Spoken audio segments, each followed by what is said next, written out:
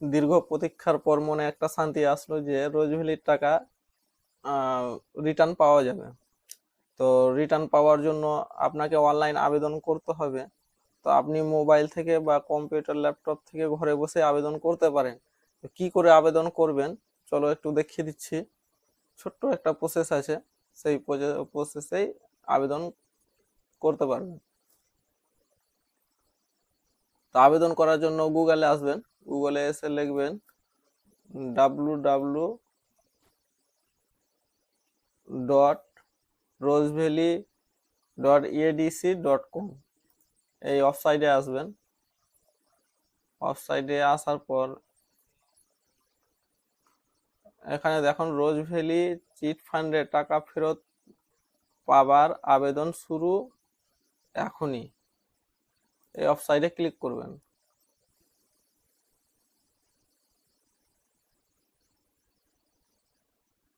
এই ওয়েবসাইটে ক্লিক করার পর এই যে দেখতে পাচ্ছেন এখানে রোজ ভ্যালি রিফান্ড সব বিবরণ দেওয়া আছে, আপনি চাইলে পড়ে নিতে পারেন।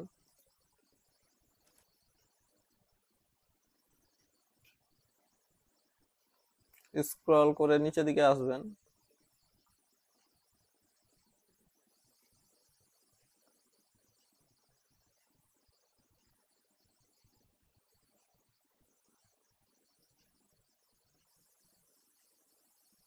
এখানে লেখা আছে দেখেন টাকা ফেরত পাবার আবেদন করার লিঙ্ক, ক্লিক হেয়ার। ক্লিক হেয়ারে ক্লিক করবেন।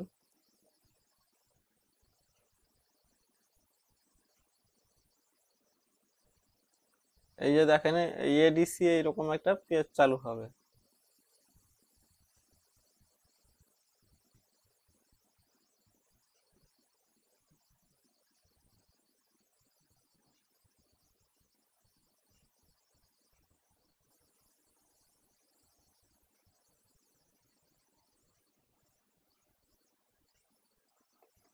দিয়ে এখানে দেখেন আপলোড সার্টিফিকেট লেখা আছে। এই যে দেখেন আপলোড সার্টিফিকেট, এই আপলোড সার্টিফিকেটে আসবেন।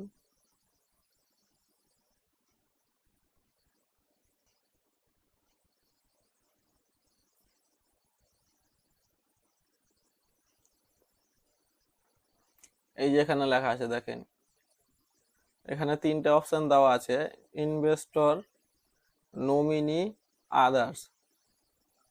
ইনভেস্টর মানে যার নামে রোজ ভ্যালি করা আছে সে নিজেই যদি বেঁচে থাকে আর সে যদি আবেদন করে তাহলে সেটা হবে ইনভেস্টর।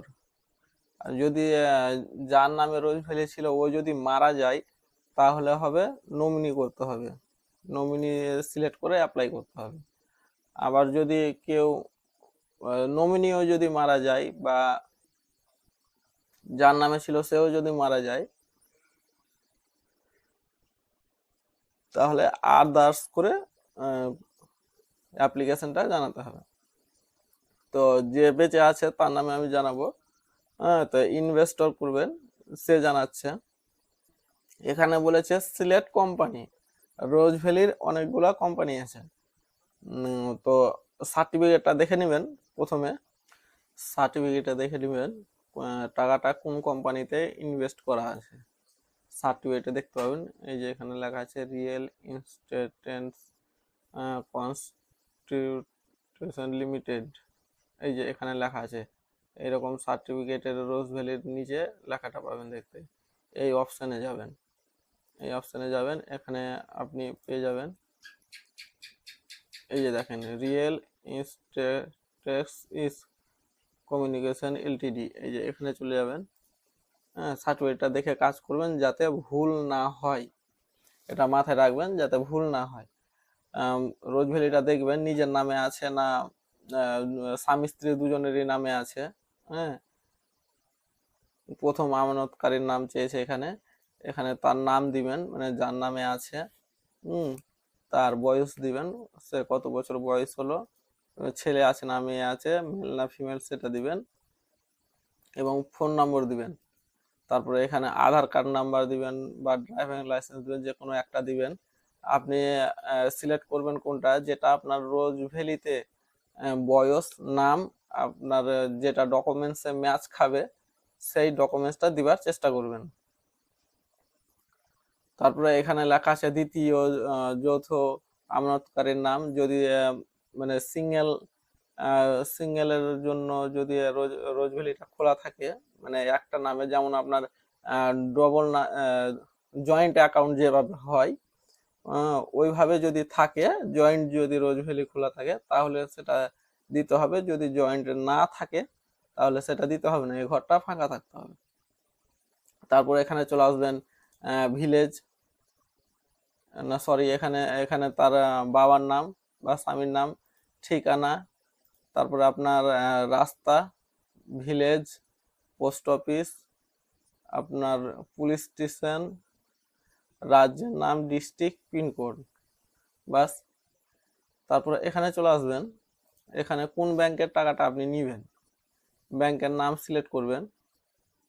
হ্যাঁ, সবগুলাই ব্যাংক আছে এখানে। হ্যাঁ, তারপরে এখানে সিলেক্ট করবেন শাখা, নেম অফ দ্য শাখা, ব্রাঞ্চের নাম সিলেক্ট করবেন। হ্যাঁ, তারপর এখানে name of the branch code, আপনি বইয়েই পেয়ে যাবেন ব্রাঞ্চ কোড কত আছে। হ্যাঁ, তারপর এখানে অ্যাকাউন্ট নাম্বার টাইপ করবেন। তারপরে এখানে EMICR অফ দ্য ব্যাংক নাম্বারটা বইয়ে পাবেন, দেখতে পাবেন অ্যাকাউন্ট নাম্বারের নিচের দিকে থাকে লেখা। হ্যাঁ, সেখান থেকে কালেক্ট করবেন। আর IFSC নাম্বার এখানে সিলেক্ট করবেন। এর মধ্যে যদি আপনি ব্যাংকের আপনার যদি বুঝতে অসুবিধা হয়, EMICR নাম্বার যদি না পান আপনি, বা শাখার নাম্বার যদি আপনি না পান, তাহলে ব্যাংকে গিয়ে জিজ্ঞেস করবেন, তারা বলে দেবেন। আপনার তার কাজ শেষ। তারপর এখানে ফুলফিল করতে হবে। হ্যাঁ, এখানে সার্টিফিকেট হোল্ডারের নামটা বসিয়ে দিবেন এখানে। হ্যাঁ, ইনভেস্টর সার্টিফিকেট, না সরি, ইনভেস্টর সার্টিফিকেট নাম্বার, এই নাম্বারটা আপনি কোথায় পাবেন, সার্টিফিকেটে চলে যাবেন। সার্টিফিকেটে গিয়ে আপনি এই যে এখানে নাম্বারটা পাবেন, অ্যাপ্লিকেশন নাম্বার, এখানে নাম্বারটা পাবেন, ভালো করে দেখে বসাবেন যাতে ভুল না হয়। তারপরে আপনার এখানে যার নামে সংশয়পত্র আছে, মানে যার নামে রোজ ভ্যালি আছে তার নাম দিবেন এখানে ভালো করে। তারপরে আপনি আমানতকারীর ডেট দিবেন, মানে কত ডেটে আপনার রোজ ভ্যালিটা চালু হয়েছিল।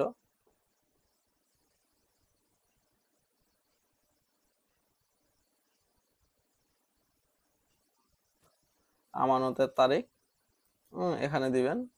এখানে আমানতের পরিমাণ, কত পরিমাণের টাকা সে জমা দিয়েছিল এখানে পাবেন দেখতে, এই যে 8,812 টাকা, সার্টিফিকেটে দেখে নেবেন। তারপরে আপনার আমানতকারীর আসল শংসাপত্র, মানে আপনার আমানতকারী, মানে যার নামে রোজ ভ্যালি আছে তার সার্টিফিকেটটা আপলোড করবেন। এখানে চুজ ফাইলে গিয়ে আপলোড করে দিবেন।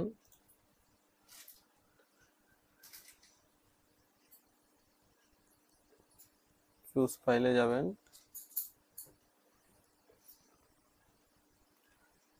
চুজ ফাইলে গিয়ে আপলোড করে দিবেন।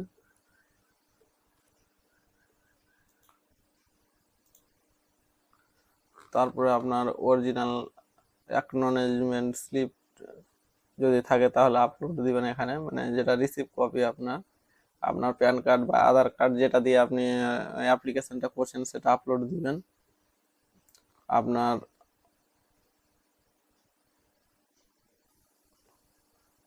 আপনার আধার কার্ড, এখানে লেখা আছে পোস্ট ভোটার কার্ড, আধার কার্ড, ড্রাইভিং লাইসেন্স, লাইনের বিল, ইলেকট্রিক বিল, রেশন কার্ড, যে কোনো একটা আপলোড করে দিবেন এখানে।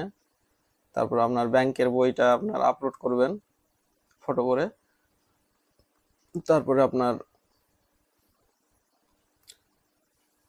বাতিল চেক অথবা চেকের ফটোকপি এখানে আপলোড করে দিবেন। আপলোড করে দিয়ে সাবমিটে ক্লিক করবেন। সাবমিটে ক্লিক করতে গেলে আপনার সাকসেসফুল দেখিয়ে দিবে, আপনার হয়ে অ্যাপ্লিকেশন হয়ে গেল।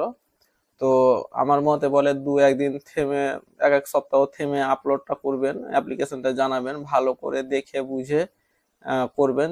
যদি ভুল হয়ে যায় তাহলে টাকা পাওয়ার চান্সটা নাও থাকতে পারে।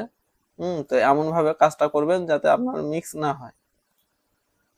তারপরে আপনার এখানে ইনভেস্টর, আপনি এখান থেকে আপনার অ্যাপ্লিকেশন পেন্ডিং এ আছে কি অ্যাপ্রুভ হলো সবকিছু চেক করে নিতে পারবেন। এখান থেকে সার্টিফিকেট নাম্বার বা অ্যাকনলেজমেন্ট স্লিপ নাম্বার দিয়ে আপনি চেক করে নিতে পারবেন, স্ট্যাটাসটা দেখতে পাবেন।